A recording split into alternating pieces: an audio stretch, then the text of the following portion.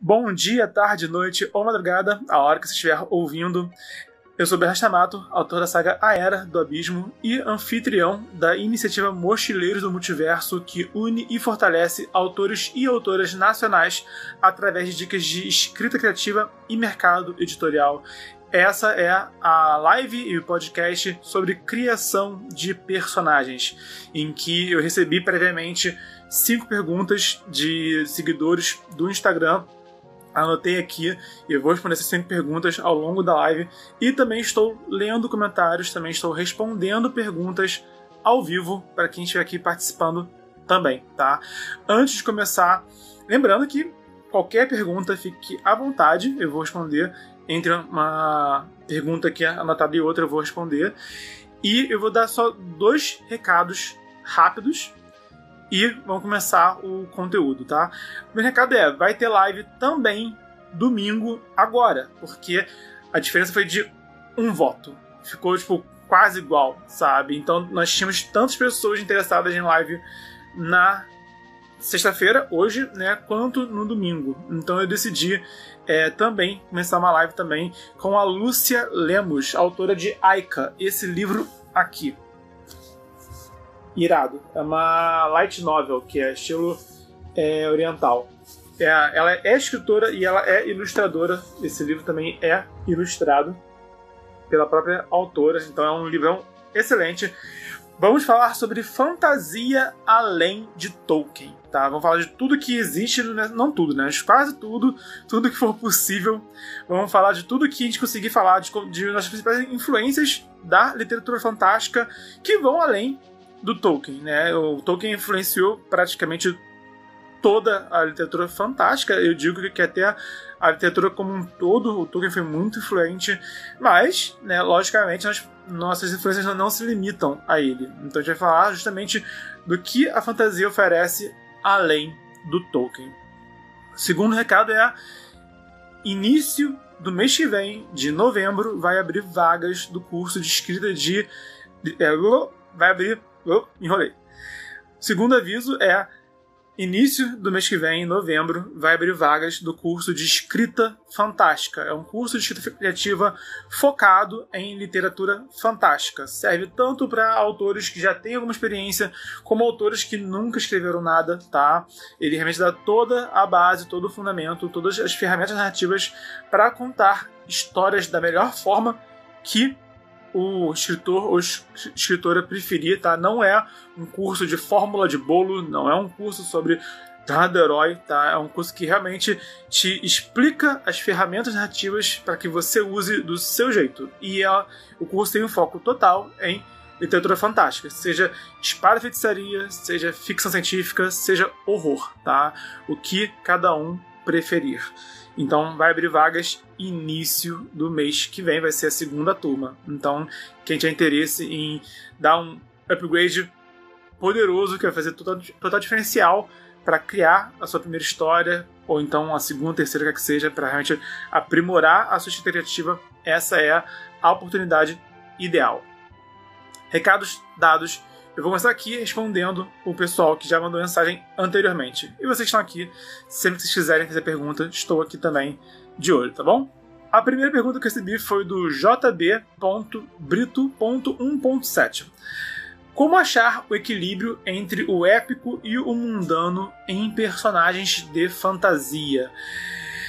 Essa pergunta é bem abstrata, né? Mas eu acho que, pelo que eu entendi do que o JB Brito quis perguntar, até que ponto um personagem pode ter nele elementos fantásticos, né? Se, por exemplo, um mago, né, que ele conjura magia, mas até que ponto ele é um ser fantástico, até que ponto ele é uma pessoa, né? E o mais importante para quem escreve principalmente fantasia é sempre, sempre, sempre lembrar que personagens precisam passar um feeling de que eles são de carne e osso e não de tinta e papel. É importante que o leitor sinta que esse personagem é uma pessoa que poderia existir no mundo real, tá? Mesmo que seja um elfo, mesmo que seja um vampiro, mesmo que seja até um dragão, tá? pior coisa que tem é um personagem ficar artificial, tá? Eu já vi casos de livro em que eu li assim, minha página, e eu sei que o autor é otaku, tá? Eu sei que ele se amarra em referências de videogame e de anime. E a cena inicial eram 2 caras e uma menina, sabe? Meio que treinando artes marciais, né? Uma lutinha lá. Só que a menina, ela variava assim, de uma linha pra outra, ela tava, tipo, furiosa e agressiva, na outra ela tava retraída, né? E pra dentro, assim, sabe? E me pareceu uma cena que eu veria em um anime, né? Eu lembro, quando eu era garoto, eu assistia Speed Racer, muita gente zombava do Speed Racer, porque ele tinha disso. O Speed Racer é outro exemplo, que tinha, assim, os personagens variavam de humor num estalo, sabe? Eles gritavam e depois sorriam, sabe? Mas no anime isso acontece porque é uma forma de expressar, né? Uma forma artística de se expressar. Tá? E como toda forma artística, vão ter elementos que vão funcionar em um, não vão funcionar em outro. Tá? A música vai ter sua forma de se expressar, a televisão vai ter sua forma de expressar, as histórias de quadrinho vão ter outra forma de expressar, e a literatura também. Tá?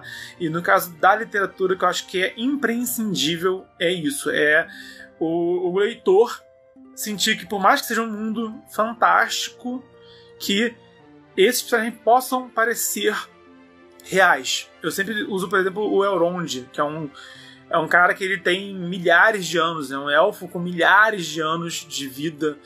E como a gente se conectar com um cara que tem, assim, essa abordagem logo de cara. Mas quando o Elrond, ele fala da preocupação dele com o mundo e com a guerra, e quando ele demonstra principalmente a preocupação dele com a filha dele, a gente se conecta com ele. Porque a gente consegue ver nele o que a gente veria algo assimilável a um chefe de Estado, né? Um rei, um primeiro-ministro, um presidente. A gente consegue ver nele um veterano de guerra.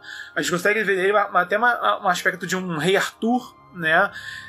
Um rei também, tipo, um rei da Ilíada, né? A Ilíada e a Odisseia eram histórias de príncipes e reis também, né? Então a gente consegue ver. Eu acho que se o Aragorn seria uma espécie de um rei Arthur, o Elrond seria também uma espécie de um rei troiano ou de um rei grego, né? De um Agamenon, por exemplo, que era o rei. Não sei agora, não lembro agora qual era o título dele, mas ele era o rei mais importante dos aqueles príncipes, né, da Grécia, que eles tinham uma política específica que eu não estou lembrando agora, pra ser sincero com vocês. Mas a gente consegue assimilar, né? E quando o Elrond fala da filha dele, a gente consegue ver um pai, a gente consegue ver um sogro na imagem dele, a gente consegue ver a relação de sogro e genro entre o Elrond e o Aragorn, né? Enfim, então o equilíbrio entre o épico e o mundano é isso. Por mais que um personagem ele pode ter, assim, poderes e habilidades surreais, como o Elrond, né? Ou então como um vampiro, um Lestat, por exemplo. O Conde Drácula, no livro, ele é um monstro. Ele não é uma pessoa. Ele é um ser demoníaco. Então ele não tem empatia nenhuma por ele. Ele quase não é um personagem. Ele é muito mais uma força antagônica do que um personagem, tá? Isso é até um conceito interessante, né? Antagonistas que funcionam como força da natureza, né? Eles são menos personagens e são mais forças que estão indo contra os heróis, né? E no caso do Drácula, do Bram Stoker, ele é meramente um monstro desalmado, tá? Então ele quase não é um personagem a princípio, mas o Lestat era um personagem, né? Então, e personagem também secular e tudo mais, tá? Então esse que é o lance. Você pode até criar até mesmo literalmente um personagem divino, sabe? Um deus, né? O Leonel Caldela fala muito sobre... O Leonel Caldela narra cenas com deuses, várias cenas com vários deuses, com o deus do caos, o deus da profecia, a deusa dos elfos, a deusa do conhecimento, né? A Karen Soarelli, o prólogo do livro dela, da Deusa do Labirinto, é uma cena entre a deusa do conhecimento, o deus da força, a deusa dos elfos e um quarto deus que, já se eu falar um pouquinho de spoiler já, que ele aparece meio de surpresa, tá? Mas você vê, sabe, a descrição da Karen Sorel é muito boa, tá? Porque ela descreve assim, como a Thanator é uma deusa ancestral, anciã, mas a cada passo dela, ela atravessa montanhas, sabe? Então, cada gesto desses deuses é assim, megalomaníaco, é magnânimo, tá? Mas quando eles dialogam, você sente que eles são falíveis, que eles são tendenciosos, sabe? Eles são antropomórficos, e aí você se conecta com eles. Então, não importa se o seu personagem ele é um herói, ou é um monstro, ou é um deus, tá? O que importa é ele ser de carne e osso. Ele sentir que ele é de carne e osso. Isso que não pode faltar. Então acho que esse que é o caminho para encontrar um equilíbrio entre o épico e o mundano. Um pequeno adendo aqui. Eu estou escrevendo um conto nesse exato momento e tem 3 personagens e nenhum deles tem nome ainda. E eu acho que eu vou ter que dar nomes para ele. Eu não queria, tá? Tem contos que funcionam sem nomes, né? Mas também é difícil, é desafiador, tá? Eu já escrevi contos inteiros sem nomes de ninguém, porque não importava o nome, sabe? Não era necessário. Era uma história sucinta, então, pelo fato de ser uma história sucinta, o que importava mais era o que estava acontecendo. O exemplo mais clássico de todos, de um livro em que ninguém tem nome, é A Pequena Sereia, tá? Na Pequena Sereia é a sereia, o rei, a bruxa, tá? Nenhum deles tem nome no clássico, tá? Quem deu nome foi a Disney. Quem inventou Ariel, Tritão, Úrsula foi a Disney. Mas o clássico da literatura, eles não têm nomes, por exemplo. E eu queria escrever esse conto sem nome de ninguém, mas tá difícil. Eu cheguei a um ponto que começou a embolar, começou a ficar muito ele aqui, ele lá, esse tal aqui.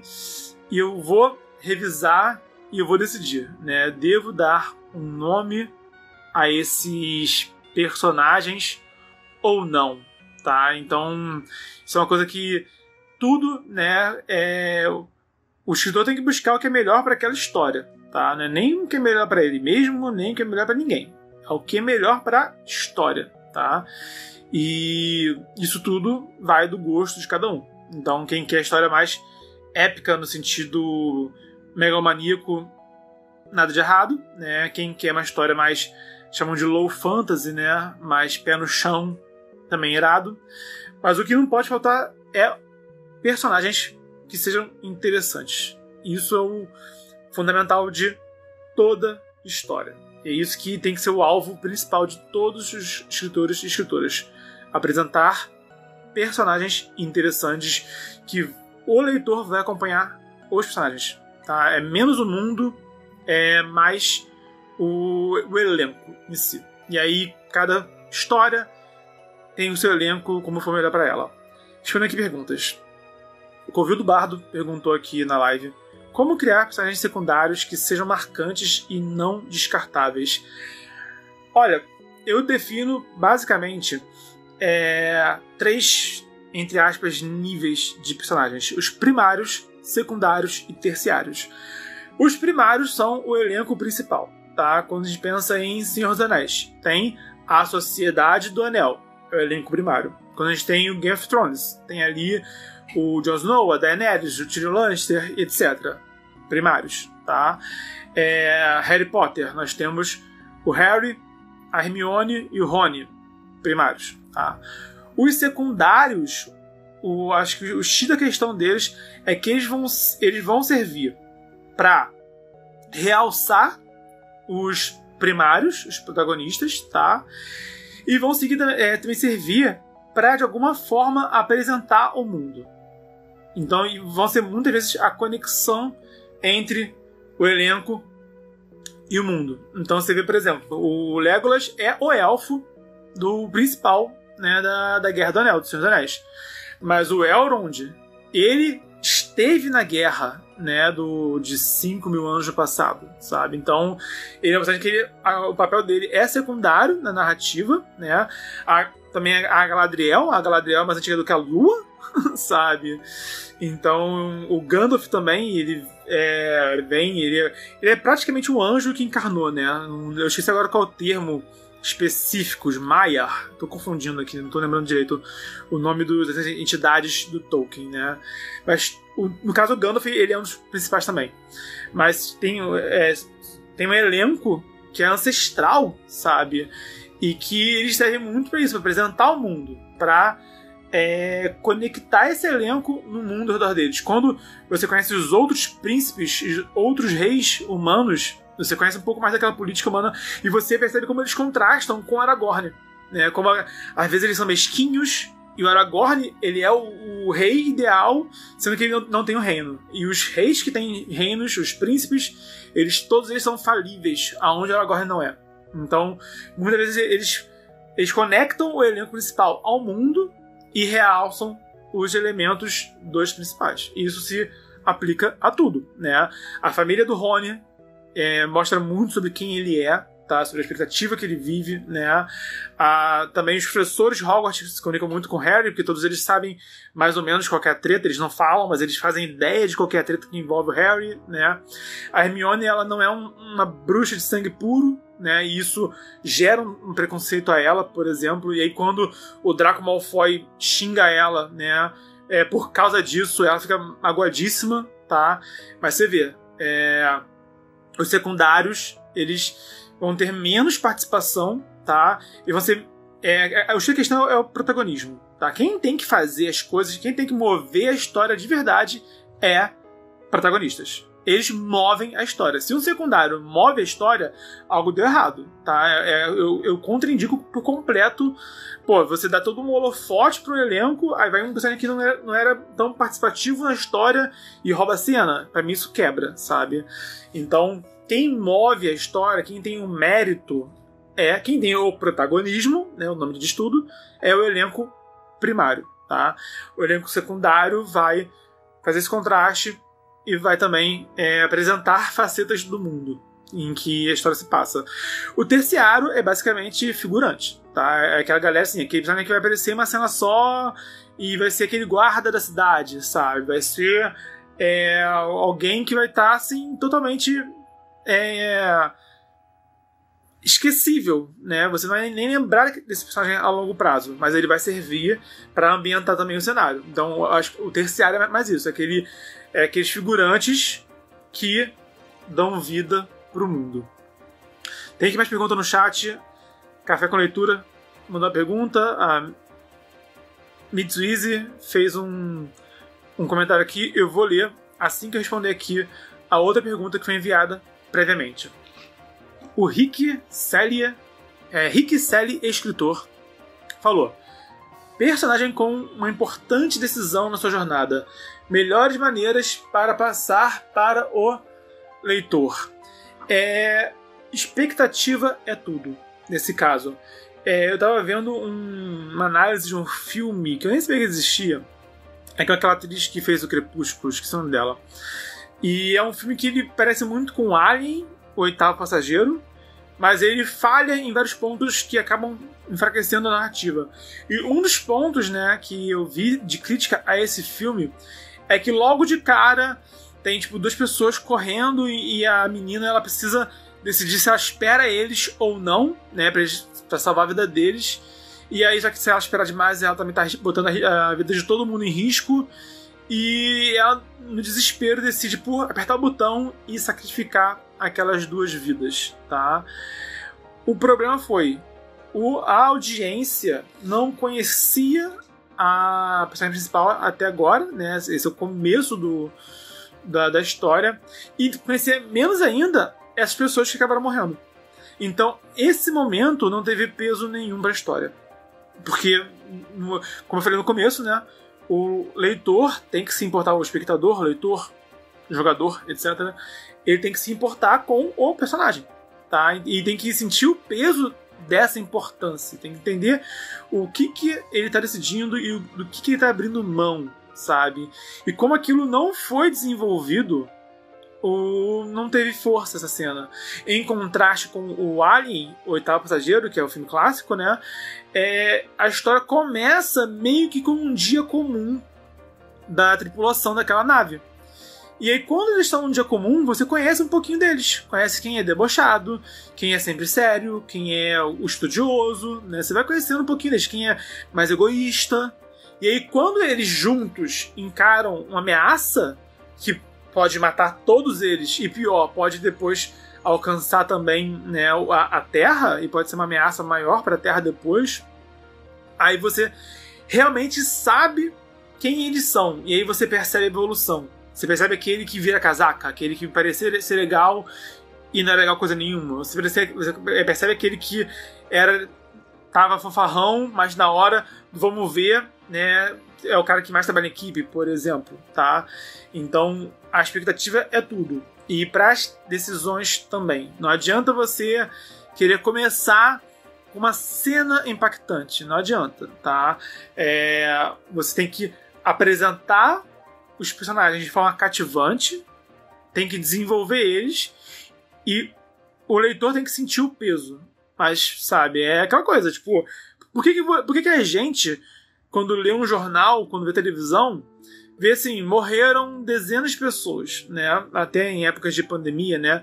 Em um dia, pelo mundo, né? Morre aí milhares de pessoas por dia, muitos milhares de pessoas morrem por dia, sabe? Mas isso não comove a gente, né? A gente pode, lógico, a gente fica preocupado, né? Mas eu não vi ninguém chorando todo dia por cada morte. Mas quando morre um parente, quando morre um amigo, a coisa fica muito séria. E eu vi acontecer de perto, tá? Morreu uma pessoa próxima, né? E foi luto, né? Aí percebe, tipo, qual é a diferença? Né? A diferença é, quando a gente tem um vínculo, a gente sente a dor da perda. E a mesma coisa é a história. A história tem que primeiro criar o vínculo e depois elaborar. Então, a decisão importante é isso. Tem que... isso é importante, voltando, né? Também é importante o leitor ter bem nítido qual que é a ambição, qual que é o objetivo do personagem. Porque também tem isso, né? Se o cara tá viajando, ele vai chegar em algum lugar, mas você não sabe o que ele vai fazer quando chegar nesse lugar, isso que ele vai fazer, né? A não ser que seja um mistério pra ser uma reviravolta, né? Mas se for, sabe, qualquer outra coisa, tipo, sei lá, vai encontrar alguém, tá? E esse reencontro não vai ter força se a gente não souber disso antes. Se for só o cara, a pessoa, homem ou mulher, que seja, viajou o mundo inteiro para encontrar alguém, né? E esse encontro tem que ser momento, né, clímax da história, tá? Mas o leitor tem que saber disso. Ele tem que saber. Ele tem esse objetivo. E aí, quando ele chegar lá, tipo, cheguei e não tinha ninguém. E daí que não tinha ninguém? Tá? Não, pô, cheguei. Ele foi atrás de uma pessoa que era especial e não tinha ninguém? Opa! Aí sim. Então é isso que eu achei da questão. O leitor saber para onde a história está indo, para onde a personagem está indo, tá? Isso ser desenvolvido, ser elaborado e aí chegar no momento de clímax. É isso tudo, tá? Então a chave sempre é a empatia pelo personagem, tá bom? Crie empatia e informe, né? Cara, tudo. Pensa comigo, se você me encontrar na rua e falar com você, vem comigo, e aí você vai andar comigo, tá? Você vai andar 1 quarteirão, 2 quarteirões, mas você vai perguntar, Bernardo, pra onde estamos indo? Não é verdade? Se eu te telefonar e sair falando, tagarelando, você vai perguntar, Bernardo, o que você quer falar? Pra onde vai essa conversa? Então a gente consegue ficar meio perdido no assunto até um certo ponto, mas se ficar muito perdido a gente se cansa. A gente não vou te acompanhar na rua, não sei pra onde. Não vou ficar conversando com você no telefone sem entender qual é o foco do assunto, o contexto desse assunto. Isso aí é pra tudo na vida, né? E na narrativa é a mesma coisa. Tem que ter um foco, tem que ter um objetivo, isso tem que ser esclarecido, né? O escritor vai ter uma forma de um guia turístico, né? Que vai guiar essa viagem do leitor. Mas o leitor tem que saber pra onde ele tá indo. E faz muita falta isso mesmo, tá? Lembre-se disso. Aqui perguntas no chat da live. Café com leitura. Que curioso, um conto sem nomes aos personagens. Como está fazendo? Fiquei mega curiosa.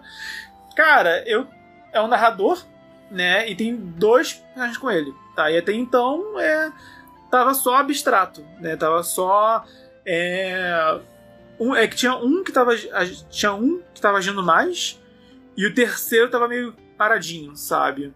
E esse que é o ponto. Chegou um momento que esse terceiro na história começou a agir um pouco mais. E aí o problema maior é justamente a transição entre os dois. Se fosse só o narrador e mais um personagem sem nome, seria tranquilaço de seguir, tá? Mas a dificuldade é essa. Como é que eu vou transitar uma cena com 3 personagens sem dar nomes a eles, tá? Eu preciso, pelo menos, que eles tenham ou algum título, ou algum apelido, alguma coisa. E eu tava fazendo isso. O personagem principal, né, o narrador, ele xinga um deles de idiota. Ah, esse idiota aqui. E aí, pronto, ele é o idiota, né? E aí eu não dei nome pra ele, mas quando eu me referi a ele, era o idiota. Mas o terceiro, o que ele é? Né? Ele é o outro idiota? Ele é o outro? Sabe? Qual que vai ser? Então, a solução mais óbvia, pra não ficar assim abstrato demais, como eu acabei de falar, né? Não pode ficar muito abstrato. A solução mais óbvia é dar nomes. Deu nome, beleza, já sei, tá? Ou não, ou dou algum apelido, ou eu separo mais a cena. Pego a cena e falo, não, então realmente quando eu falar de um, vou falar dele só, quando eu falar do outro, vou falar do outro só, e tirar os dois bem separados, mas eles estão juntos. Então é arriscado, tá? E por exemplo, sei lá, um leitor que tá lendo esse conto no ônibus, sabe, meio apressado, ele pode acabar se perdendo, tá? E o escritor não pode culpar o leitor por não entender a história. Tem escritor que faz isso. Ah, o leitor não percebeu, o leitor que não captou a mensagem. Pera lá, tá? Tudo bem que nenhuma história é universal, nenhuma história é pra todo mundo, tá? Então, mas pô, um leitor não tem culpa de ler Senhor dos Anéis e falar, cara, achei um monte de nome estranho e não me apeguei à história e larguei. Não é culpa do leitor, tá? Tem quem goste, tem quem não goste, beleza, mas a culpa não é do leitor. Nunca é, tá?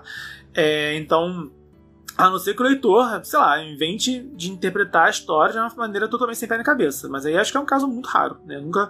Nunca vi isso acontecer. Nunca vi alguém, tipo, cismar que a história era sobre um assunto que ela não era, sabe? Não em livro, pelo menos. Então, enfim, né? Eu preciso pensar em todo mundo. Eu penso assim, tá? Eu penso em quem vai ler meu livro com toda a atenção do mundo e vai pescar cada referência, mas eu também não posso fazer escrever contando com isso. Eu não posso contar que o leitor vai dedicar toda a atenção dele e vai estar em casa na hora que ele preferir ler e vai, sabe, ter esse conforto todo para apreciar minha história da maneira que eu considero ideal. Preciso levar em consideração que tem o risco da pessoa ler meu livro no ônibus indo pro expediente, tá? E nada errado nisso. Então, mas eu também não quero que meu livro seja inacessível para esse tipo de público, que, pô, eu particularmente vivo lendo em ônibus, né? Então, para mim, um livro que eu não possa ler com certo... Sabe, um livro que não me prende, eu já devorei livro em ônibus. Então é possível sim o leitor se apegar a uma história e degustar uma história. Eu já desci do ônibus lendo o livro e segui pra casa com o livro aberto lendo. Sabe, que eu não queria parar de ler aquela cena, por exemplo. Então, eu sei que isso é possível, tá? Mas eu sei que se eu falhar, tem livros que eu consigo ler com um barulho da minha filha do meu lado, tem livros que eu não consigo, que eu preciso parar e me concentrar. Então, enfim, eu penso nessas possibilidades, tá? Então eu não quero também fazer algo que possa ficar um pouquinho abstrato demais e que eu perca o leitor por isso. Não quero ter esse risco. Enfim, blá blá blá, tô considerando como que eu vou resolver isso. Mitsuizi comentou aqui no chat. Poderia se referir aos personagens sem nome referenciando algumas características físicas. Sim, essa é uma boa solução. Sei lá, o baixinho, né? O troglodita, né? O careca. Já fiz isso já. De ter descrições nesse nível assim de um atributo físico e focar nisso, tá? Mas eu não sei. não sei como que eu vou fazer isso, né? Eu vou decidir isso depois. Eu vou revisar o conto do jeito que ele tá, e aí eu respiro fundo, reflito e decido como que eu vou atualizar ele. Uma pergunta foi enviada de antemão aqui. O Sir Vincent perguntou: quais elementos ou características tu acha necessário para pensar em um personagem? O que eu recomendo, falando assim rapidamente, é descrição física, tá? Aparência, comportamento, histórico, motivação, diferencial e possivelmente algum elemento único da sua história. Então, a aparência é tanto os atributos físicos como também o modo de se vestir, o modo de se comportar, às vezes sim, a linguagem corporal também. A pessoa anda de cabeça erguida, a pessoa anda com as costas curvadas, sabe? A pessoa senta de perna aberta ou senta na cadeira encolhida, né? A pessoa se veste de forma elegante ou ela tá sempre de chinelo, tá? A pessoa tem o nariz grande, pequeno, largo ou fino, tem o olho grande, o olho pequeno, sabe? A pessoa tem a sobrancelha torta, a sobrancelha grossa, a pessoa tem uma monocelha, né? A barba da pessoa é rala, é farta, não tem barba, né? O cabelo é volumoso ou a testa é grande, enfim, né? A orelha é grande, pequena, assim vai, tá? Aparência é isso tudo. É o corpo da pessoa, o modo de se vestir e a postura dela. Isso tudo é aparência. Muita gente fala só louro de olho verde. Tem trocentos mil com essa mesma descrição, tá? Um louro de olho verde não é ninguém. Sinto muito, né? Dá uma descrição direito, por favor, né? É lindo. Pô, mas o que tem de lindo, tá? Eu te garanto que tem gente que é loura de olho verde, ou então que é até ruiva de olho azul, que seja, sabe? E que é feia. É totalmente possível, tá? Pessoas têm esses atributos que são considerados bonitos, mas, né, de que adianta ter esse atributo, mas a pessoa ter a cara torta, sabe? Então não... É muito raso isso, pelo amor de Deus. E a pessoa pode ter também a aparência mais simples do mundo, olho castanho, cabelo castanho, e ser linda, né? Com certeza, se você for ver os atores e atrizes e modelos que você julga bonitos e bonitas, vai ter também variações, tá? E isso que é a questão, é você perceber o que você de fato acha bonito, né? E não só dar uma descrição rasa e esperar que a pessoa, sabe, deduza informações que você faria melhor se especificasse. Falei certo? Às vezes eu me enrolo para algumas palavras. Mas assim, vocês entenderam isso que importa.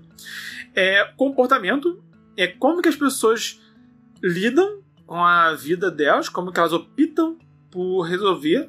Eu preciso de algo. O que eu vou fazer para conquistar esse algo? Eu vou resolver no diálogo? Eu vou resolver na violência? Eu vou resolver na trapaça? Tá? Eu vou resolver na inteligência? Como? Né? E também como a pessoa reage. São as duas coisas. Tá? Quando a pessoa quem ela é quando ela é surpreendida. Também é importante. E a surpresa, acho que é até o elemento que mais revela, né?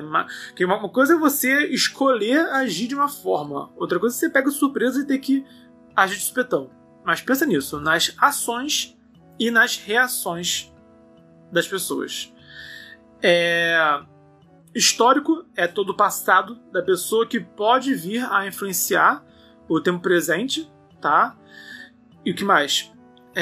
Motivação é o objetivo dela, falei já bastante, né, no começo da live, então não vou repetir, mas é basicamente isso, né, para onde ela tá indo, o que ela quer. É importante fazer o seguinte, o que ela quer pra ela. Motivação é algo individual, tá? O grupo vai salvar o mundo, tá bom, mas é extremamente tosco, tá? Todo mundo querer salvar o mundo e ponto final. É interessante quando tem uma motivação pessoal, né? Exemplo, Vingadores, tá? O Thor é irmão do Loki. Então, quando o Loki tá, né, como vilão da história, o Thor Ele quer redimir o Loki, ele quer trazer o Loki de volta à razão, tá? O Hulk é um herói relutante, ele não quer salvar o mundo. E isso torna ele interessante também. Tá? Ele quer só colaborar, mas ele não quer se envolver em combate. Isso torna ele interessante essa jogada. O Tony Stark, ele tem uma motivação pessoal com a questão de que ele é de Nova York, né? Então ele se sente responsável por Nova York de uma maneira mais específica, sabe? Tanto que a Torre Stark é um dos pontos, né, chave da história. E o Capitão América, ele tem a ligação dele com a SHIELD, né? Que ele já tá com uma relação se desenvolvendo ali com alguns personagens, né? E ele tá... Mas ainda assim, muitos comentam que o Capitão América ele é muito apagado nesse filme. De fato, ele é apagado. Mas percebe, os mais apagados, no caso, né, Capitão América, até a Viúva Negra e ainda mais o Gavião Arqueiro, eles estão meio apagados por causa disso. Porque eles não têm não fica tão claro assim a motivação pessoal deles. O fato do Thor ser ligado ao vilão, né? O fato do Hulk ser relutante e o fato do Tony Stark já ser meio que um herói local dá um aspecto pessoal pra eles. E todos salvam o mundo juntos. Mas aí você percebe quem que os fãs preferiram. Aí que tá a chave da coisa, tá? O diferencial é o que o seu tem de único, tá? Porque, mano, já temos heróis, já temos cavaleiros, já temos magos, já temos princesas, já temos... Mano, na boa, falando aqui em português, claro, quem você quer escrever já foi escrito. A verdade é essa, já escreveram antes de você. Não adianta você chegar agora e querer trazer só mais um herói, só mais um cavaleiro, só mais uma princesa. Já fizeram isso, né? Então você vai ter que ter um esforço de apresentar um diferencial e você poder falar, olha, o meu personagem tem isso de singular, tá? Isso aqui, não, pelo menos, tem que ser no mínimo autêntico. Não foi feito dessa maneira ainda. Ah, é um vampiro? Tá, o que seu vampiro tem de singular, tá? Que tem que o Lestat não tem, que o Drácula não tem, que a porra do Edward não tem, tá? Tem que ser algo realmente, como eu falei, autêntico, singular, se possível original, tá? E um elemento da sua história. Cria dentro da sua proposta algo que faz sentido para essa história em específico, tá? Então, exemplo, né? Eu digo por mim, tá? Era do Abismo, eu estabeleci virtudes e vícios, então todos personagens, heróis e vilões, eles demonstram virtudes e vícios. Ninguém é bom ou mal. Eles têm qualidades e têm defeitos.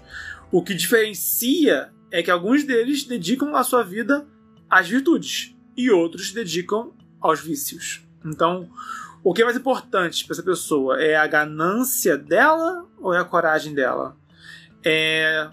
Talvez seja a tirania ou o conhecimento, sabe? Qual que é, né, o que pesa na balança moral desse personagem? Para outra história que eu comecei a rascunhar, mas eu não vou por enquanto dar total atenção, mas já escrevi já umas coisinhas em cima. Eu pensei em outros dois elementos diferenciais, que são a chave cósmica e o portal pessoal. Vai ser uma história sobre viagem entre dimensões. E a chave cósmica é um item que facilita a viagem entre dimensões.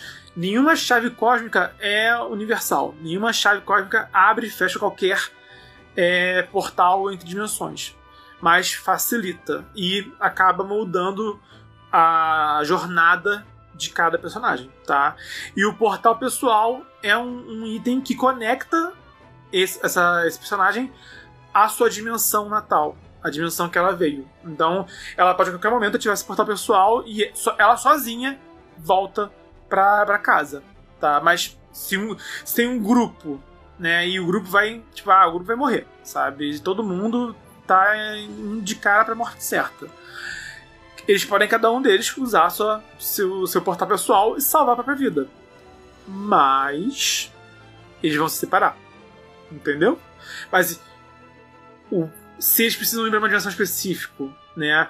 E a chave cósmica de um não serve, talvez o do outro serve, tá? Então, esse vai ser o diálogo que eu vou criar individualmente para cada personagem e a relação deles entre si, né? Então, exemplo, um dos membros da equipe vai ser um carteiro cósmico, né? Ele vai literalmente distribuir cartas, né? Então, a chave cósmica dele vai ser a bolsa de cartas dele. Então, se ele tem uma correspondência para entregar, né, numa dimensão, ele tem facilidade para entrar nela. Se ele não tem carta nenhuma para entregar lá, para ele pode ser inacessível essa dimensão. Por exemplo, tá? Tem uma personagem que ela vai ser uma barda e vai ser algum instrumento musical que eu vou dar pra ela como chave cósmica. E eu vou discutir, assim, questões de vibrações, né? Vibrações cósmicas, tá? Teoria das cordas, esse tipo de coisa que eu vou brincar. Então, pra ela usar a chave cósmica dela, ela tem que fazer um ritual de dança e de música. Então, vai ser através disso que ela vai se conectar entre dimensões. Por exemplo, tá? Então, enfim, tô aqui dizendo ideias e você vê, né?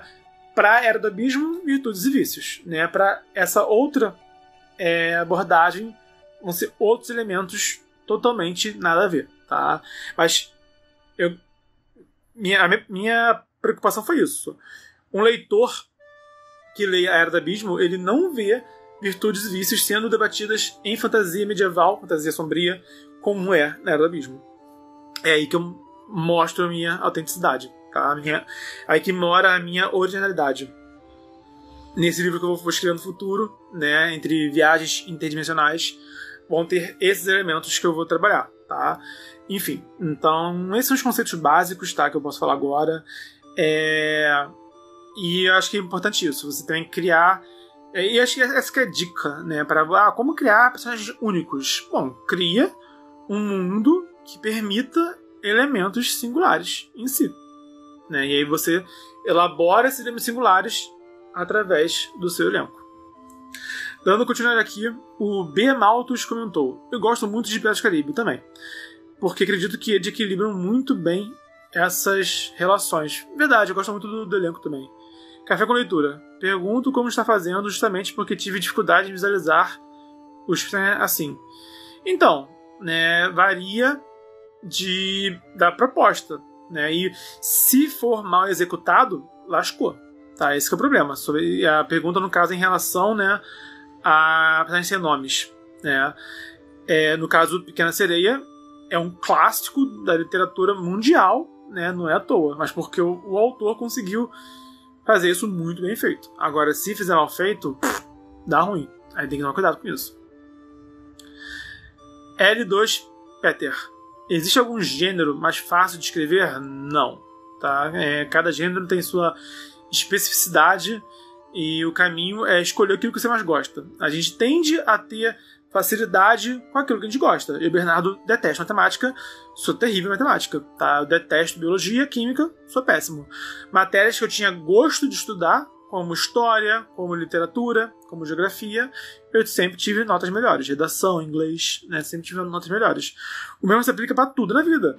Né? Você quer jogar vou praticar um esporte. Qual esporte você gosta? Você possivelmente vai ter um desempenho melhor pelo esporte que você considerar mais divertido. É o quê? Entrar na piscina e nadar? É uma luta? É um esporte de bola?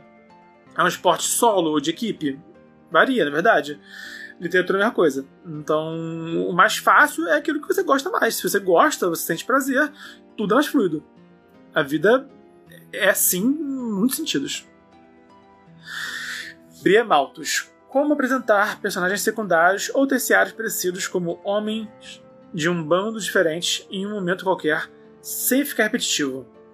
Sem ficar repetindo homem do bando tal, por exemplo. Eu recomendo não destacar eles, tá? Porque, tipo, se eles precisam de algum destaque entre si, eles já não são mais secundários, na verdade. Então, geralmente, quando tem um grupo de personagens, vai ter um que se destaca e o resto vai ser o resto, tá? Geralmente, tá?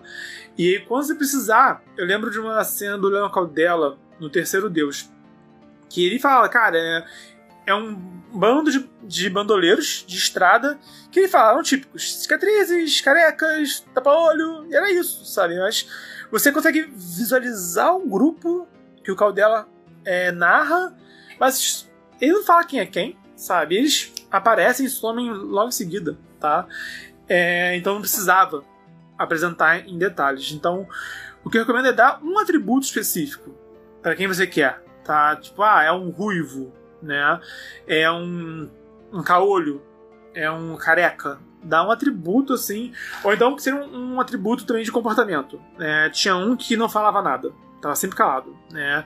Tinha um que falava gritando, por exemplo. Tinha um que tava fumando, né? Tinha um que tava sem camisa, por exemplo, né? Ou então um que ficava olhando de uma maneira, tipo, um que não piscava, né? Tinha um que não piscava nunca, né?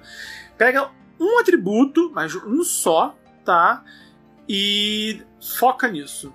Mas se você precisar dar vários atributos, aí que entra. Então esses personagens estão se destacando mais do que apenas secundários, né? Então é esse que é o equilíbrio. E nada de errado em você pensar na cena com um elenco secundário e perceber que eles são mais importantes do que você previu que eles seriam. Não tem problema. Mas aí você tem que ajustar a sua narrativa em cima disso, tá? Opa, pensei que eles iam, tipo, aparecer uma cena só e acabou. Mas aí, vi que eles ficaram um capítulo inteiro e ficou estranho ficar também um capítulo inteiro com eles tão abstratos. Então você vai precisar dar nomes aos bois, vai precisar apresentar um pouquinho melhor. E nada de errado nisso, tá? Mas é realmente algo que você vai perceber, tá? E não tenha receio de revisar quando for necessário. Mas a dica maior é: escolhe um atributo, seja físico ou de comportamento, e foca nele, tá? Ele mastigava chiclete. Eu lembro de um filme, inclusive, esqueci o nome do filme, mas tem um cara que é meio que um antagonista da história, né? Que o atributo que eu mais lembrava dele, o cara, tipo assim, ele tinha um visual meio de um... não era bem um punk, era um bad boy. Ele tinha visão de bad boy, sabe? A jaqueta de couro, aquele cabelo com gel pro lado, né? O filme acho que é dos anos 90, que esse filme, o início dos anos 2000, acho que não é anos 90 esse filme.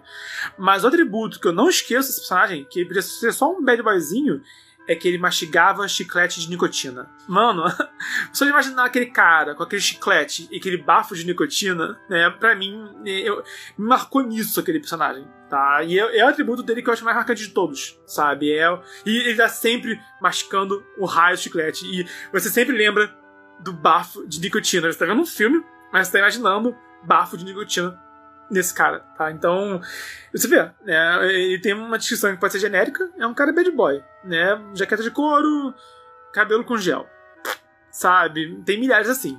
Mas, eu nunca vi nenhum outro personagem com chiclete de nicotina. Ele podia estar fumando, inclusive, mas não, ele não fumava, é chiclete, sabe? Deve ser até uma forma, né, de fazer o filme...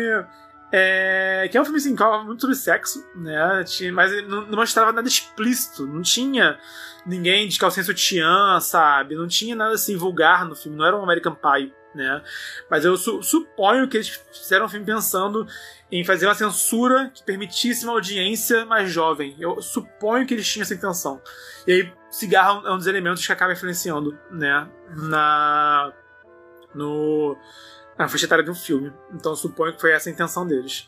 Mas enfim, um cara, ele é meio que secundário na história, né? Ele parece pouco, mas ele marcou muito por causa disso. Um elemento, né, de destaque. Pensa nisso. Tem a pergunta aqui do Rick Selly, escritor, mas primeiro eu vou responder mais uma pergunta aqui que foi enviada antes, e aí eu volto para a pergunta aqui no chat, tá?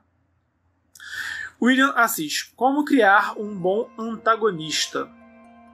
A dica principal para criar antagonista é a seguinte: os leitores se conectam com protagonistas através das virtudes e se conectam com antagonistas através dos vícios. Como fazer um antagonista, né, ser empático? Como fazer o leitor sentir que, pô, esse antagonista aí, ele tinha um motivo justificável. Ele não era só um cara mau porque ele é mau, sabe? Ele tinha uma história interessante. Um exemplo disso é a Cersei Lannister do Game of Thrones. Que ela era uma baita de uma megera, que inicialmente você só cria sua antipatia por ela, tá? A mulher é assassina, ela é traidora, ela mata até os ossos. Mas quando você vê que ela se importa com os filhos dela e o que ela faz é motivado para proteger os filhos dela, né, e que ela fala, cara, ela precisava morrer com os segredos dela, porque se descobrissem, né, a verdade sobre os filhos dela, eles morreriam. Então tudo que ela fez foi para proteger os filhos. Muitas das ações dela, a motivação dela não era nem ela mesma, era pelos filhos. E aí o público começou a gostar dela. Muita gente elogiou ela da metade pro final, né, dos livros e da série. Os livros não acabaram ainda. Mas eu percebi isso, né? Foi quando... E ela se torna mais influente também nos livros também, tá? Ela não era tão focada no começo dos livros e se torna depois. Mas o elemento era... Ela ama os filhos dela, do jeito maligno dela, mas ela ama os filhos dela, e ela luta pelos filhos dela. E isso o leitor reconhece, tá? Então, aí você vê, né, o Stannis Baratheon, ninguém gostava dele, porque o discurso dele era muito ligado a uma fé radical, sabe? E ele fazia guerra, ele matava pessoas, ele era mega antipático, né? E as pessoas demonstravam empatia por ele quando ele demonstrava empatia pela filha dele. Os filhos se conectam com esse tipo de coisa. Não tem que ser só filho, tô citando Game of Thrones, mas a questão é essa, né? Quando você vê, por exemplo, um vilão que ele quer derrubar o status quo, sabe? O vilão que ele quer derrubar o rei ou o presidente, que seja, tá? Mas o discurso dele é um discurso que você reconheceria. Falar, não, o rei ou o presidente é um tirano, né? O cara ele tá escravizando o povo dele, né? Por mais que esse personagem seja um vilão, você, poxa, ele tem um discurso coerente. Ele pode... mas ele quer explodir o reino, né? Ele quer matar milhares de pessoas, milhões de pessoas para derrubar junto o status quo, né? Opa, peraí, aí não, né? Não vamos ter matar inocentes. Então, matar inocentes é indiscutivelmente errado, tá? Mas exemplo disso é o vilão do Watchmen, dos quadrinhos e do filme, né? Que já lançou um tempinho já. Muita gente discute se o vilão era um vilão mesmo, né? O que ele fez foi maligno, né? Ou não, né? Então eu acho que os fins não justificam os meios, tá? O que o vilão fez é totalmente injustificável, mas os fãs adoram esse vilão por causa disso, que o discurso dele faz sentido. Então pensa nisso, quais são os vícios que nós temos que podem se conectar com os vilões, né? Até que ponto nós não somos gananciosos demais? Até que ponto nós não somos luxuriosos demais? Até que ponto nós não somos também... Até que ponto a gente não também iria aproveitar uma oportunidade, custasse? Até que ponto nós não seríamos traiçoeiros para aproveitar uma oportunidade única, sabe? Então foca nisso. Os leitores se conectam aos protagonistas através das virtudes e se conectam aos antagonistas através dos vícios. Voltando aqui pro chat, o Rick Selly escritor underline perguntou aqui: o personagem secundário que acompanha o herói também se torna principal? Eu diria que é elenco primário, tá? Por mais que seja mais que tenha um herói definido e um elenco de apoio ao redor dele. Exemplo, Harry Potter, né? O Harry Potter é o herói da história, ele é o herói da saga, né? Mas a Hermione e o Rony, eles são também protagonistas, são também personagens primários também, tá? Eles também têm ações muito relevantes. Outro exemplo é Star Wars. Na trilogia clássica, Luke, Leia, Han Solo, Chewbacca, Obi-Wan, C-3PO e R2-D2, todos eles movem o enredo. Todos eles, ao menos uma vez, tomam atitude que beneficiam o enredo. É o motivo de todo mundo odiar o Jar Jar Binks. Que o Jar Jar Binks, né, ele é odioso, mas o ponto dele é que ele só atrapalha a história. E que a história... A impressão que a gente tem é que a história ficaria melhor sem ele, né? Não só porque ele é chato, mas porque ele atrapalha em muitos pontos, sabe? Ele é burro, ele é chato, ele é atrapalhado, ele... Sabe, no meio da guerra, ele ajuda mais os inimigos do que os aliados dele, né? Então foi uma tentativa de fazer um senso de humor que acabou não combinando com a história, sabe? Enfim. Então, por outro lado, né, o C-3PO, né, o C-3PO, ele é um diplomata. Então, assim, ele não tem entidade nenhuma em combate. Mas quando ele é útil mesmo. Tem uma cena que os Ewoks pensam que ele é uma forma de um deus, tá? E naquele momento em que ele senta ali num trono, ele tá meio também relutante, que ele não quer fingir que ele é algo que ele não acredita que ele é, sabe? Mas aquilo ali, de uma certa forma, move a história também, né? Então, e é também bem-humorada também, não é verdade? Então pensa nisso, né? Eu acho que os protagonistas são aqueles que, como o nome já diz, têm protagonismo. O protagonismo é mover a história pra frente. É isso, tá? Então, isso que eu separo. Então, eu prefiro pensar assim: elenco primário, elenco secundário, elenco terciário. É assim que eu separo na minha cabeça. E se você tiver um herói que é mais importante do que os outros, tudo bem, você vai ter um protagonista ou uma protagonista e o elenco primário, que são esses secundários mais importantes, tá? Aí o restante vai ser simplesmente secundário, simplesmente terciário. É assim que eu acho que é mais nítido na hora que a gente pensa na história, que a gente planeja, que a gente escolhe quem vai ter diálogo, quem não vai ter diálogo, quem vai salvar o dia em cada capítulo, né? Quando a gente decide, né, o peso que cada um tem, a atenção, o holofote que cada um tem também ao longo da história, é assim que eu acho que é melhor a gente dividir as informações na cabeça aqui, na cachola, tá? Pra gente criar a história melhor. Maltos. Eu acho que esse é o defeito do filme Meu Passado Me Condena. O Porchat toma muito do protagonismo da história e torna todo o resto do elenco muito atrás, como secundário. Eu não vi esse filme para poder comentar, tá? Eu acho que, no geral, por exemplo, no Dragon Ball, eu acho que erra a mão nisso, né? O anime, né? Quando eu assistia, né, há muito tempo atrás.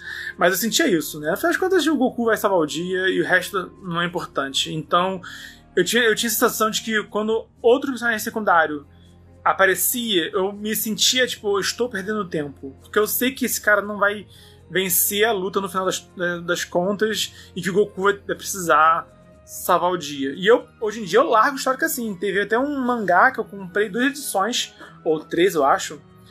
E tinha ali um herói, né? E aí, quando teve uma luta interessante com o amigo do herói, aí você vê, né? Ele é um secundário, esse amigo do herói. Ele perde. E aí o herói chega boladão pra salvar o dia. Eu parei e não li mais depois disso, né? Aí, de novo, né? Como eu falei, o secundário tá ali pra realçar o principal, o protagonista. Então, ao mostrar que ele é muito forte, mas que ele não dá conta, e que no final das contas o herói tem que salvar o dia, isso ressalta o quanto esse herói é o badass, é o sinistrão da história. Não é um tipo de narrativa que eu gosto, tá? Eu prefiro, sinceramente, quando tem um certo equilíbrio, uma certa harmonia, uma certa cooperatividade do elenco. Eu gosto de ter elencos em que se um falta, o elenco inteiro pode se comprometer, tá? Exemplo disso, por exemplo, a gente tem, se for ver, Liga da Justiça, todo mundo é super forte, quase todo mundo é super forte, quase todo mundo voa, quase todo mundo é a prova de bala, tá? Mas no elenco, como por exemplo X-Men, todos eles têm poderes muito limitados. E é nessa limitação que eles, como equipe, me parecem mais interessantes, tá? Meu gosto individual. Não tem certo, não tem errado. Mas isso é um outro ponto que eu vi criticarem o filme das Panteras. Esse novo filme das Panteras. Porque as 3 heroínas demonstram ser boas em tudo. Todas hackeiam, todas sabotam, todas lutam. E por cada uma delas ser boa em tudo, nenhuma delas se destaca em nada. E aí, esse é o ponto. Se cada uma delas fosse melhor em um aspecto do que em outro, o espectador, né, ia acabar vendo, ia acabar sentindo que cada uma delas é um indivíduo, né, e cada uma delas complementam, que elas precisam uma das outras. E, né, de acordo com essa crítica que eu vi, assim seria uma forma de deixar cada uma delas mais interessante individualmente, tá? Então pensa nisso também, né? Se todo mundo faz tudo, pra quem então que eles estão juntos? Por que a história não é uma só? E eu acho que tá tudo bem em ter uma história focada em um cara só, né? O James Bond 007, ele é o cara, em ponto final. Kratos do God of War, ele faz tudo sozinho, tá? O que eu acho que é péssimo é ficar gastando tempo num livro, num filme, num jogo com quem não é importante. Aí eu me sinto, tá gastando meu tempo com uma coisa que é inútil, sabe? Então, deixa isso bem definido. Não, tem uma pessoa que essa pessoa vai fazer tudo. Beleza, tá? Mas também não fica, então, perdendo tempo com os outros. E lembra, os outros vão servir pra realçar essa pessoa, um Sherlock Holmes, um Conan, um Bárbaro, né? A função do Watson, né, do Sherlock Holmes, justamente o cara que não era bobo, tá? Ele não era burro, ele era um médico, sabe? Mas ele era um zero à esquerda em desvendar mistérios. E aí o Sherlock Holmes era o que o autor, o Sir Arthur Conan Doyle, precisava era de alguém para forçar o Sherlock Holmes a explicar a história, né? Para não ficar o Sherlock Holmes só tendo monólogos, né? Ele botava o Watson juntos para ter esse diálogo e a história se explicar e ter uma comunicação com o leitor. A função era essa, tá? E aí isso a gente vê sendo feito em vários outros lugares, tá? Mas enfim, isso volta que eu falei, né? Secundário tá lá para quê? Para realçar o herói e para conectar com o mundo, né? Então é como o Watson era usado. Enfim, cada quando for escrever, tudo bem ter um elenco mais harmônico, tudo bem ter um protagonista ou uma protagonista que se destaca, tudo bem, mas esse é o ponto, a harmonia que você vai dar nas cenas, no foco, né, para não ficar também como a palavra já diz, né, para não desfocar. Aqui a pergunta que foi enviada antes da live. Winternogs.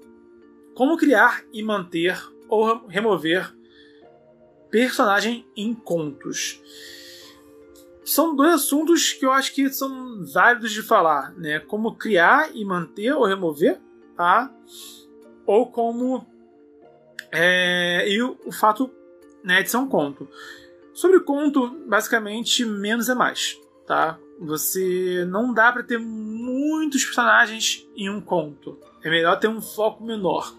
Então, tenta focar em um só, talvez 2, não mais que 3, tá? Um conto com 5 personagens já acho que sobrecarrega já, por exemplo, né?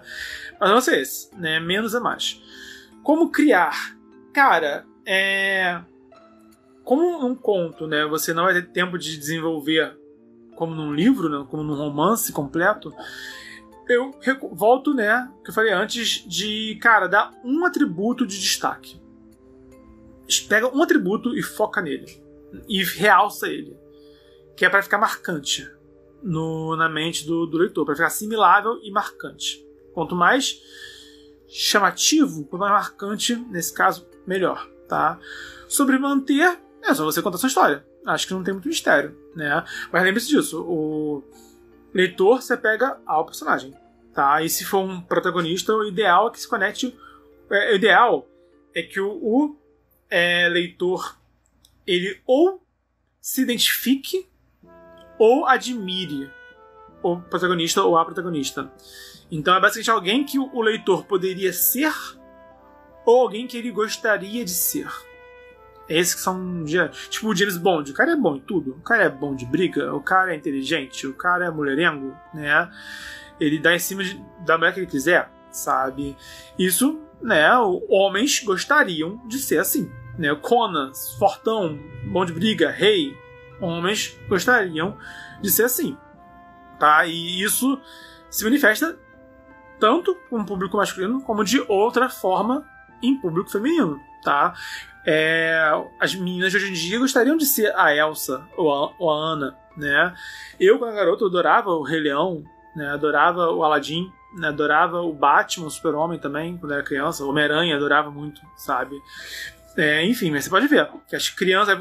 Criança é um bom exemplo disso, né? A criança quer se fantasiar, nem que seja no dia de aniversário. Ah, minha festa vai ser de tal personagem e ela quer estar fantasiada de tal personagem, mas ninguém pode fantasiar igual essa personagem, sabe? Pode ser uma festa de princesa, mas a princesa que ela escolher tem que ser só ela, sabe? Então a gente percebe isso, né? E isso se manifesta através dos adultos, né? Nas histórias que nós consumimos. Nós gostamos de histórias em que a gente admire ou que a gente se espelhe no personagem, tá? Alguém que poderia ser eu, poderia ser a gente, né? Ou alguém que gostaria de ser. Sobre como remover, seja porque o personagem saiu da história ou porque morreu, quer que seja, tá? Então é o seguinte, a morte de um personagem é um elemento narrativo, como todos os outros. E a morte serve para concluir ou para abrir uma história. Algum plot, né? Algum elemento dessa história. Então, se o personagem já fez tudo que ele tinha que fazer naquela história, é uma boa hora para ele morrer. Por exemplo, já cumpriu o papel dele na história, tá? Ou então, porque essa morte... Cara, 2 exemplos. Usando Game of Thrones, porque, né, acho que é a série que é mais fácil de exemplo de morte de personagem. Mas você percebe que a função tanto do Ned Stark quanto do Khal Drogo era morrer. E do Robert Baratheon. Esses 3, eles entraram na história para morrer desde o princípio. Porque a morte do Robert e do Ned Stark é o que gera a Guerra dos 5 Reis. A Guerra dos 5 Reis acontece por causa da morte dos 2. Né? E a morte do Khal Drogo foi fundamental para Daenerys se tornar quem ela veio a ser. Ela não ia ser a rainha, ela ia ser a Khaleesi, né? Ela ia ficar na sombra dele até o final, tá? Se ele ficasse vivo. Quando ele morreu, ela se tornou ali a formação dela como personagem se concluiu. No primeiro livro, a Daenerys ainda é um livro em branco, tá? Ela é um livro em branco em que os outros estão o tempo todo escrevendo. Quando o Khal Drogo morre, é quando ela pega o pincel e passa a escrever a própria história. Mas as primeiras páginas já foram escritas, né, formando ela. E a partir do segundo livro é quem ela realmente é, a Daenerys que a gente... Tanto que, na época, todo mundo chamava ela de Khaleesi. Muita gente não lembrava o nome dela. Não lembravam o nome da Daenerys, não lembravam. Era Khaleesi. Quem acompanhou o Game of Thrones desde o começo lembra. Chamavam ela de Khaleesi, porque ela era a Khaleesi. E quem é Khaleesi? É a rainha do Khal Drogo, né? É a mulher do Khal Drogo, né? Mal lembravam o nome dela. Daí em diante, da segunda, terceira, que aí sim que ela ganhou outros títulos também, né? E aí tem aquela brincadeira, né? Dela ter 300 títulos, né? Que ela se tornou a Daenerys, realmente. Mas percebe como isso influencia também a perspectiva do leitor, tá? Então, esse que é o ponto, né? Isso é importante. Se o personagem já cumpriu o seu papel na história, ele não tem que ficar na história. A pior coisa que acontece é personagem sem objetivo na história. É um saco. Chato demais, né? Se já concluiu o objetivo daquele personagem, mano, sabe? Melhor realmente tirar da história, por qualquer motivo que seja. Se aposentou, arrumou um emprego, sabe? Se mudou, dane-se, sabe? Mas o lance é esse, não ficar segurando quem não tem função na história, tá? E remover para isso. O segundo exemplo do Game of Thrones que eu falei, que a morte também abre história. A Daenerys é um bom exemplo, né? O Khal Drogo morre pra abrir a história, abrir as portas pra Daenerys seguir em frente. E outro exemplo é o Casamento Vermelho, fatídico Casamento Vermelho, que encerrou de forma abrupta, né, o destino de vários personagens, mas também abriu muitas portas para a história explorar daí em diante, por exemplo. Tá? Então, esse que é o lance. Né? É o fim de uma jornada, seja através da morte, seja através de qualquer coisa. Tá? O fim da jornada de um personagem serve para concluir uma história ou para começar outra história. E aí você decide como vai fazer. Como unir essas duas questões em um conto, né? Cara, é difícil ser mais específico do que menos é mais. Eu já escrevi um artigo sobre escrita de contos, tá? Se você quiser ler esse artigo, se inscreve no clã dos Shows do Multiverso, que você recebe no seu e-mail esse artigo de escrita, entre vários outros, né? Tem o artigo de escrita de contos e tem outros também, tá? Em que eu falo especificamente sobre contos, tá? E lá eu disserto sem pressa. Aqui numa live, respondendo várias perguntas, é mais complexo de eu dar uma resposta satisfatória. Mas é o que eu falei, cara, menos é mais. O que eu posso dizer além disso, né? Então, cria um personagem, tá? Que se destaque com um elemento que torne ele singular para o leitor, tá? Dá para ele um objetivo e conta uma história. Foca nisso, tá? E menos é mais e se dedica ao máximo para contar essa única história da melhor forma possível. Se você não consegue contar uma história sucinta de forma satisfatória, você possivelmente vai se enrolar para contar várias histórias ao mesmo tempo no romance, ou contar uma história a longo prazo também no romance, tá? É lógico, né? Isso não é uma verdade absoluta. Tem gente que só escreve romance e tudo certo com isso, nunca escreveu conto e não gosta de escrever conto. Nada de errado nisso, tá? Mas, assim, é uma boa forma de você praticar e de você sentir firmeza na sua mão para contar essas histórias você escrever contos bem escritos. Se você consegue escrever um bom conto, você tem mais chances de escrever depois um bom romance. Aumenta fortemente as suas habilidades de escrita criativa, basicamente. Senhoras e senhores, encerraram as perguntas que foram enviadas antes da live. Então, tendo mais perguntas aqui no chat, eu vou responder e vou me despedir de vocês. Eu acho que está já dando a hora já, deixa eu ver aqui. Nossa, acho que já passou já de 1 hora de live, né? Já? Nossa, já temos mais de 1 hora de live já. Então, quem tiver alguma pergunta, fale agora ou cale-se até a próxima live. Pepe Giuseppe. Bernardo, me indica um filme ou série sobre escrita ou escritores. Normalmente eles motivam. Putz, brother, não conheço. Vou ficar te devendo essa, tá? Recomendo a leitura do livro sobre escrita do Stephen King. Conta a história dele e tem as dicas dele também. Então é excelente, acho que motiva bastante, tá? Tem Para Ler como Escritor. É um ótimo livro para quem quer se tornar escritor também. E eu recomendo fortemente esses dois, tá? Quem quiser ler A Jornada do Escritor pode ser útil, mas eu não recomendo que use A Jornada do Escritor, que é a Jornada do Herói adaptada para a literatura, né? Eu não recomendo que use como forma de uma bíblia. Pode ser interessante, pode ser útil, mas é muito mais ferramentas que você pode usar ou não, tá? Se quiser ou não. Mas não, nem de longe eu recomendo que siga de forma excessivamente criteriosa, né, de forma religiosa, a jornada do herói, tá? No caso do Vogler, que é o autor desse livro. É alguma coisa Vogler, o nome dele. Jornada do Escritor. Você pode achar em qualquer lugar, na internet, na Amazon, etc. Lúcia Lemos Arte perguntou: para ler o escritor? Não. Ler como escritor. Para ler como escritor. Recomendo fortemente esse livro. É um dos melhores que eu já li. Sobre... É curioso, né? É um livro sobre leitura, na verdade, né? Não é sobre exatamente escrita, mas é para escritores. E eu acho que é uma leitura que assim, é um baú de tesouro para escritores, sinceramente. Mitsuidze.10 falou: tem o filme da Mary Shelley na Netflix. Desconheço por completo, mas tá aí a dica da Mitsuidze. Muito obrigado, Mitsuidze. Opa! Brotou uma pergunta.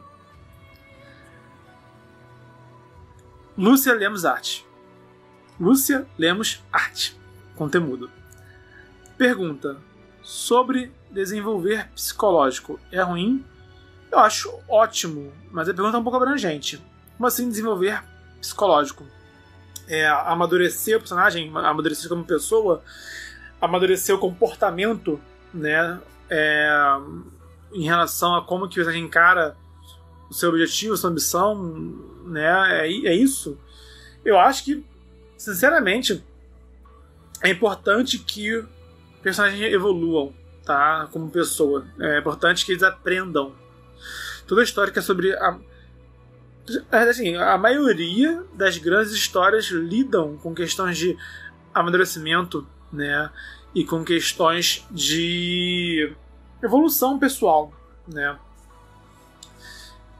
A Lúcia Lemos pergunta alguns capítulos sobre amadurecimento. Eu acho ótimo. Sinceramente, eu acho necessário. Acho que uma história em que uma história sem mudança, tá? Eu costumo fazer o seguinte: geralmente os protagonistas, eles mudam o mundo ao redor deles e eles mudam também, tá? É possível criar personagem que não muda, né? É o Flat Arc Character, que eles chamam, que é personagem com um arco, né, mais raso mesmo. Mas geralmente funciona quem não muda precisa mudar o mundo, sabe? Ou então ele não muda que é justamente para se aventurar com mais liberdade. Então, se o que... Mas para literatura eu acho complicado, né? Acho... Para literatura, tipo, tudo bem você ter um personagem que ele já vem pronto e ele muda o mundo ao redor dele. Acho que funciona até. Agora, alguém que não muda só para poder ficar tendo um monte de aventura, um monte de jornada, eu acho que para livro não funciona tanto assim, bem assim, sabe? Funciona bem pra série, funciona bem pra desenho, funciona bem pra filme, talvez. Pra literatura, como eu falei no começo, né? O personagem tem que ser de carne e osso, tá? Então eu acho importante que os protagonistas mudem o mundo, que eles façam a diferença no mundo, mas também que o mundo mude eles, que eles mudem uns aos outros. E ter capítulos inteiros sobre isso eu acho excelente, tá? É aquela hora que você dá o foco total, dá o holofote total naquelas pessoas, né? E é o que torna elas humanas e não apenas bonequinhos de papel e tinta, sabe? E, enfim, então acho que eu recomendo, sinceramente. Lógico, né? Varia do estilo de cada um, varia do gosto de cada um, mas ter capítulos focados só nisso, menos em avançar o enredo, menos em apresentar o mundo e mais em desenvolver os personagens, eu acho isso maravilhoso. Recomendo fortemente. Um autor que eu tô relendo e fez isso bem feito é o Tolkien, no 5º capítulo da Sociedade do Anel. Porque é o capítulo que eles aprofundam mais o Merry, o Pippin e o Sam. Até então tá tudo muito focado no Frodo, tá? A gente já conhece o Frodo, conhece o Gandalf, conhece o Bilbo, tá só no condado só. Mas nessa hora a gente conhece ele um pouco melhor. E digo mais, nessa hora eu achei os outros hobbits mais interessantes do que o Frodo. Eu acho o Frodo muito passivo, sabe? Ele fica esperando o Gandalf dar uma ordem pra ele o tempo todo. Ele é um tipo de relutante que eu não gosto, sabe? Que não é um relutante que ele não quer se aventurar. É um relutante que fica esperando alguém pegar ele pela mão e levar ele embora, sabe? Se não fosse o Fran... Se não fosse o Sam carregando ele o tempo todo, nossa, não ia... Acho que se fosse o Sam sozinho, na verdade, sem o Frodo, seria até, talvez, a história seria até menos dificultosa em alguns momentos, sabe? Enfim. Mas esse capítulo do Senhor dos Anéis foca nos hobbits e eu adorei esse capítulo, tá? E revela basicamente que os hobbits, né, o Sam, o Pippin e o Merry, eles já sabiam do segredo do Frodo, da treta do Anel, eles não sabem tudo ainda, mas eles sabem alguma coisa e eles se moveram, eles tiveram ações que moveram a história, eles tiveram protagonismo naquele momento. E isso me deu assim uma lufada de ar fresco que me motivou a ler mais aquele livro, né? Sendo que eu achei o 4º capítulo bem arrastado, bem mais do mesmo, né? Então, sei lá, se eu tivesse mais capítulos arrastados como estava antes, focados demais no condado e repetindo o que eu já sei sobre o Frodo, eu poderia enjoar, tá? Mas quando eu trouxe um capítulo focando mais, né, no elenco, e uma parte do elenco não estava ainda em evidência, eu achei maravilhoso, né? Então esse é um exemplo de como que isso funciona, tá? Senhores, lembrando aqui os anúncios que eu fiz no começo da live. Domingo, eu e Lúcia Lemos, que está aqui participando da live, estaremos juntos falando sobre literatura além do Tolkien, né? Vai ser um dia que a gente não vai falar de Tolkien, né? Como eu acabei de falar. E vamos falar como que a fantasia nos inspira e nos influencia, né? Mas pulando a parte que é a mais óbvia de todas, que é a parte do Tolkien na fantasia. Então vai ser literatura fantástica além de Tolkien. Eu e Lúcia Lemos às 7 horas no domingo. E início de novembro vai abrir vagas para o curso de escrita fantástica. Para todos os autores e autoras que quiserem dar assim, um upgrade poderoso na sua escrita criativa e também na sua visão sobre o mercado editorial, tá?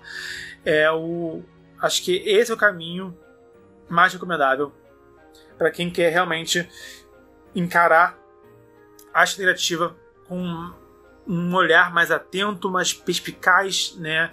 E ver mais nuances que nos ajudam a criar as nossas histórias do nosso jeito, da melhor forma possível, sempre seguindo o jeito individual de cada um. Por hoje é isso. Obrigado para quem está aqui na live ao vivo, obrigado para quem está acompanhando no YouTube, ou no Spotify, ou no Anchor, ou em qualquer plataforma, ou também no GTV, né? Vocês são épicos, vocês realmente me inspiram a estar aqui sempre, né, debatendo, sempre melhorando a minha escrita e sempre também tirando as dúvidas de vocês, sempre tá fortalecendo e unindo autores e autoras nacionais. Estamos no desafio 366 dias de escrita, vídeos de mercado editorial, escrita criativa e cultura pop sobre arte do escritor quase todo dia de 2020, então é uma honra. Até amanhã. Valeu!